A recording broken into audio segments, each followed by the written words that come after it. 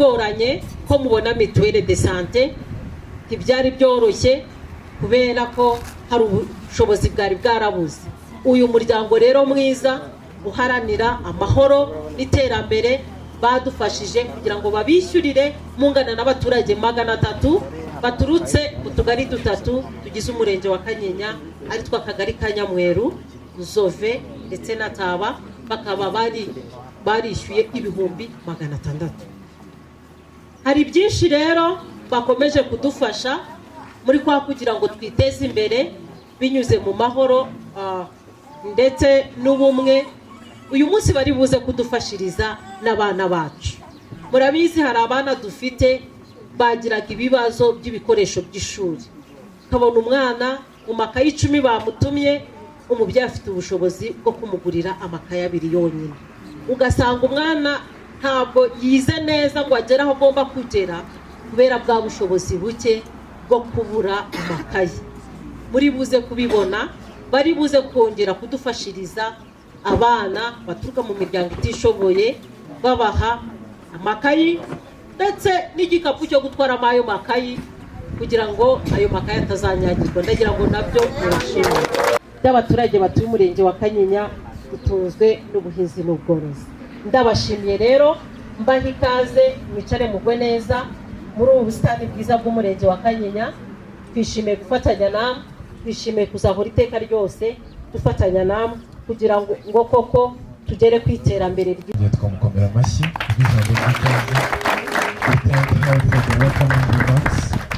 kandi twongeye kwakira nanone umushyitsi wacu ambasade wa Israel. We welcome the ambassador of Israel among us. I think we can clap our hands for him. Thank you so much. Munyemereye turongera tugiye kwakira Shema Naswiru, umuyobozi wa PLP, ariwe executive director. We're going to welcome Shema Naswiru, the executive director of PLP for Father.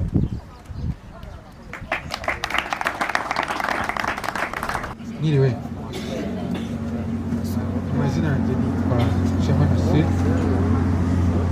ndi umuyobozi w'umuryango Peace and Love proclemers waduteranyirije aha ngaha.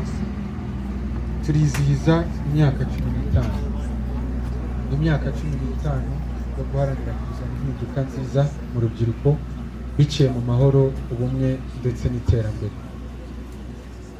Iki gikorwa twagitekereje kubera yuko nk'umuryango imyaka 15 tumaze, igihe cyose twayimaze twaharaniraga kugira bike mu byo dutanga Imana yaraduhaye, tugafasha umuryango mugari w'Abanyarwanda. Uyu munsi rero twifuje kuba twakwifatanya namwe muri iki gikorwa.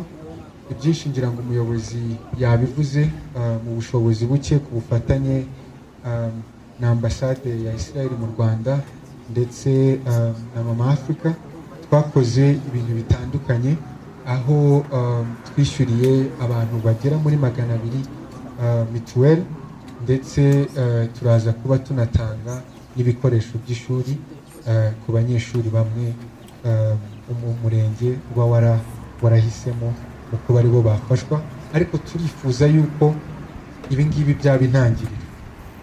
Turaza kugira ibiganiro aho urubyiruko twazanye, twifuza kugira ngo tuganire, tumenye ngo ese urubyiruko muratwifuza iki, ese abaturage twakora iki kugira ngo duteze umurenge wacu imbere, ese turakomeza gute kuba inshuti, ntibirangirire aha ngaha, ntibirangirire mu kuba mwatubonye, ahubwo mumenye n'amazina yacu, tubimenye. Umuyobozi yabivuze neza, twazanye mituweli, twazanye ibikoresho by'ishuri, ariko murahinga, muroroye,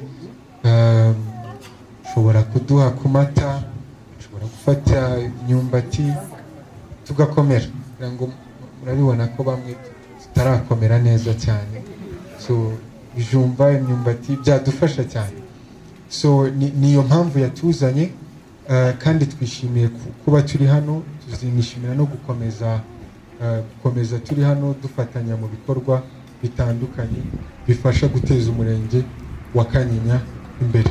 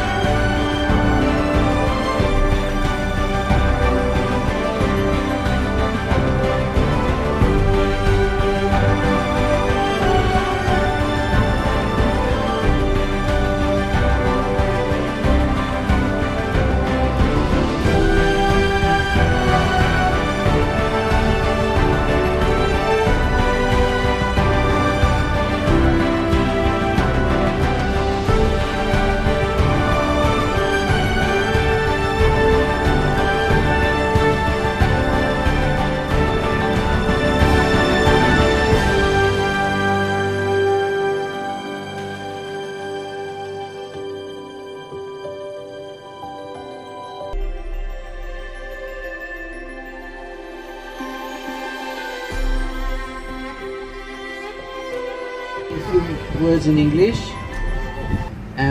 So I, as the Embassy of Israel, nka ambasade ya Israel we and me, nanjye we are happy to be here. turishimye cyane kuba hano. We always partner with civil society.